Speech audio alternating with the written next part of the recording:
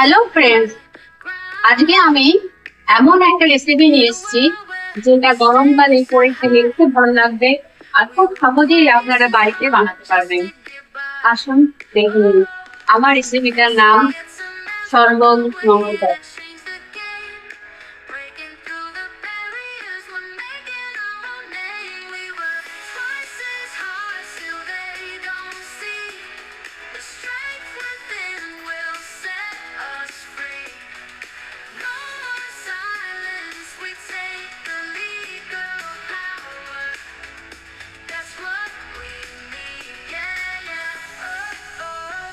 একটা তরমুজ নিয়ে বীজগুলো বার করে ছোট্ট ছোট্ট টুকরো করে কেটে নিলাম।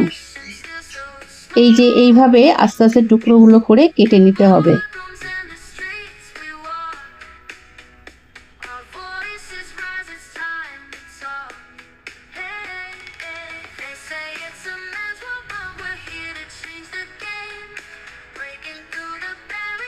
একটি পাত্রে দুধ এবং চিনি দিয়ে কিছুক্ষণ ফুটিয়ে নিলাম।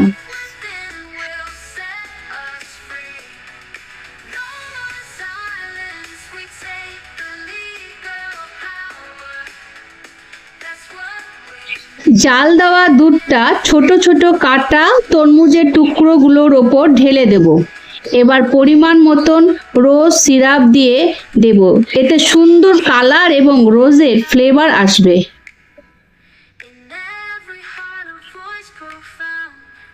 এখন আমি এটা 3 মিনিটের জন্য ফ্রিজিং করে দেব। তারপরে নিয়ে এসে আমরা মোহাম্মদ শরবত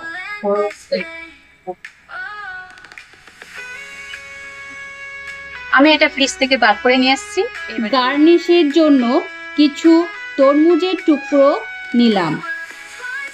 এরপর দেব 1 থেকে 2 স্কুপ ভ্যানিলা আইসক্রিম।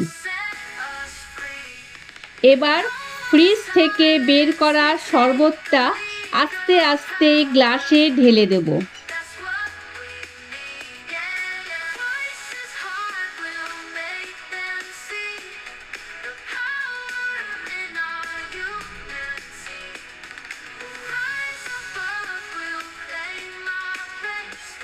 আমি এখানে আইস কিউব ব্যবহার করেছি। যদি কেউ চান আইস কিউব ব্যবহার করতে পারে, আর যদি না চান তাহলে এমনি এইভাবেও খেতে পারেন।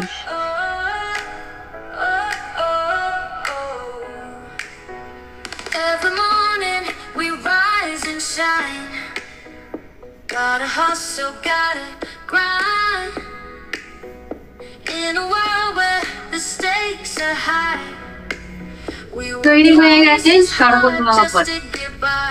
Cheers. They say it's a man's world, but we're here to change